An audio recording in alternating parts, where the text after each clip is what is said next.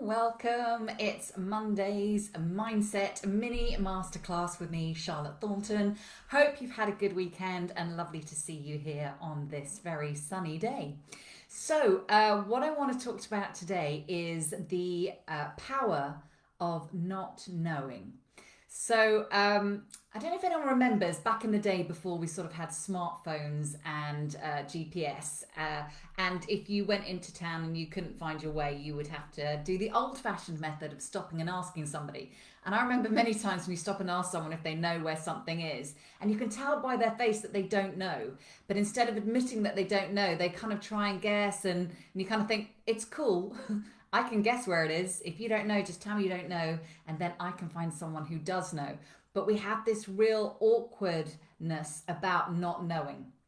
And so, just to recap, last week we talked about how we feel that there's often this duality of choice, and we can either be realistic, which would be the intelligent, logical thing to do, or we can be dreamers, which would be optimistic and, not really very intelligent. And I was suggesting that actually you can be both, and there are multiple varieties of ways of thinking, and that we do not necessarily have to choose. They are not mutually exclusive. You can be an optimist, proven to have better health, more success, and be happier, while still being intelligent.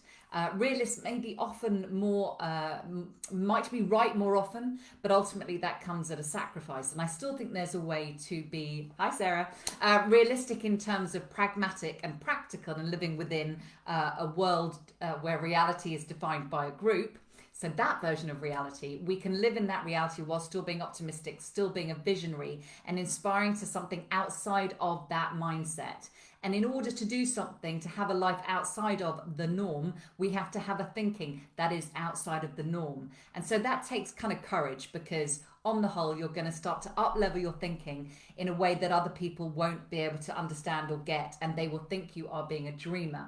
But it is those dreamers that change the world. So that's what we talked about a little bit last time. Now I want to talk about another way to expand, and part of it is to do with this power of not knowing. When we decide that we know, we've sort of assessed what we think is all the information, and we've made a choice, we've decided. So in that place, whilst there's a huge amount of safety that we know and we've decided, there's also massive limitation, because there is now only one path, the path that we know and that we have decided upon. So whilst it feels scary to be in a state of not knowing or not seeing the path, or maybe even questioning things that you thought were true about yourself or about the world or about how things work, and starting to see that maybe they're not true, or that's not how it works, or indeed it was how it works but now it's changing. When we're in that kind of fluidity, which is kind of where we are now, actually the courageous place is to step into the not knowing and see that in the space of not knowing we have infinite amount of possibility. Whereas the moment we know, we've narrowed in, and because the brain reflects back to us the reality it thinks exists, confirmation bias, the moment you know, that's all you can see is what you know. So there is this power in sitting with not knowing, with uncertainty, and kind of going, in that moment, all roads are open, all things are a possibility. And so this is also true so much of life. And I myself am hugely guilty of being very knowing. And as I've got older, that whole kind of wise is he or she who knows they know nothing, which I believe is Socrates. And I'm sure someone will correct me if I'm incorrect, but it's been attributed, I think, to Socrates. Wise is he who knows nothing. And as I've got older, lots of the things that I was so certain about, I realized held me into a very fixed way of thinking, and therefore a fixed way of behaving.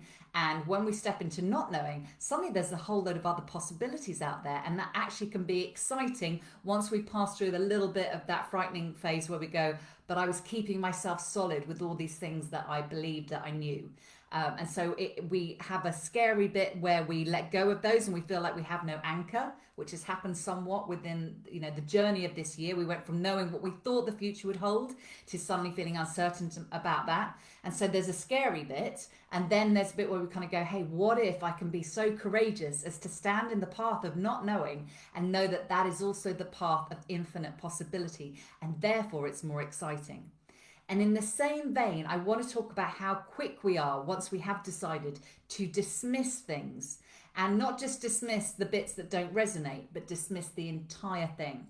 And I always give the example of, and this isn't something I dismissed, but it does kind of make me chuckle. If anyone's ever watched The Secret on Netflix as opposed to reading the book, it starts out like Indiana Jones, in a world there's been secrets kept from you.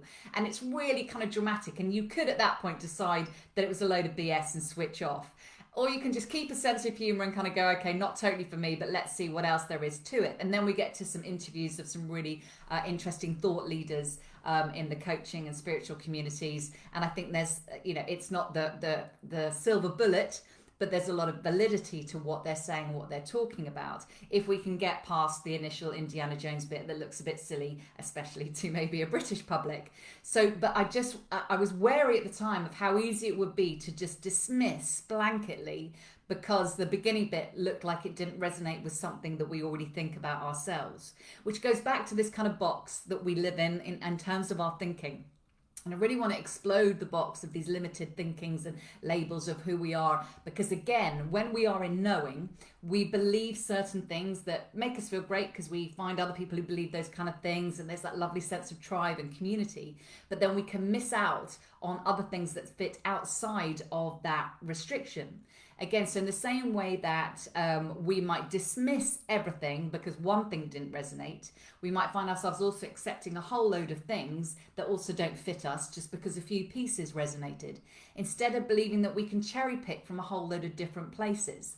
So I want to challenge you to think about maybe any books or people or programs or thoughts or beliefs that you think are totally not for you, and without even maybe investigating them or exploring them, you've completely dismissed them. And I want to just say, why don't you step into not knowing, not having decided what you believe or who you are. Step into that not knowing and see if there's maybe something, maybe a lot of it won't resonate, but you could just cherry pick just one thing out. And I'll give another example.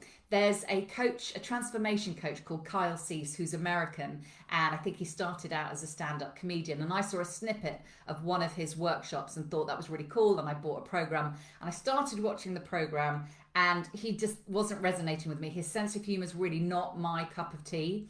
But I just thought, no, I had a gut somewhere else within me to stick firm. So there's like a Charlotte who's kind of, no, I don't know if I like this, not my kind of humour. And then there's like this other Charlotte that has this wisdom that says, no, I think there's going to be something good to say within this communication style that's not resonating. And I think when I was younger, I would just dismiss, no, because we've got nanosecond attention span. Dismiss, afternoon, Andrew, sweaty office. Oh no, not nice. Yeah, so we're so easy to go, not mine, dismiss, and throw the baby out with the bathwater. And my final note on this is that, I think I did this with, and again, I always feel sort of kind of like stepping into dangerous territory even talking about it. But, I think it's a big part of being an artist is the spiritual aspect that we bring to the work that we do, the empathy, the kindness, the love.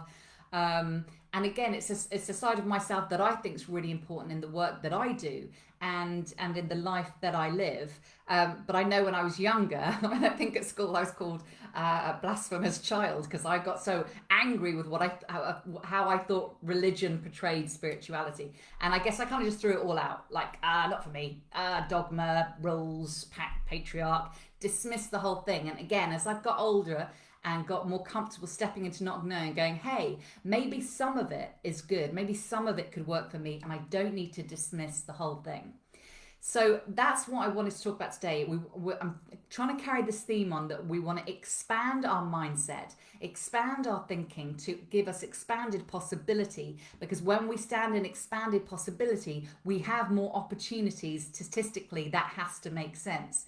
Whilst when we decide it's either or, binary, we talked about that last time, there's only two options and they're mutually exclusive, or when we decide that everything has to resonate or everything's out, then we really miss out on properly being expanded. And some of that is stepping in the courage of going, maybe I just don't know, and that's okay. Maybe I'm going to go out and just listen to people who think differently to me or act differently to me, that maybe before I judged or I felt kind of like, no, that's not for me. And maybe we move out of being decided and we move into unknown and just see where that takes us. It's not about buying or not buying any kind of set of beliefs or changing your behavior. It's just about, can we get back to curiosity, exploring, and that fully open-mindedness of, hey, what would it be like to step into unknown and not be decided?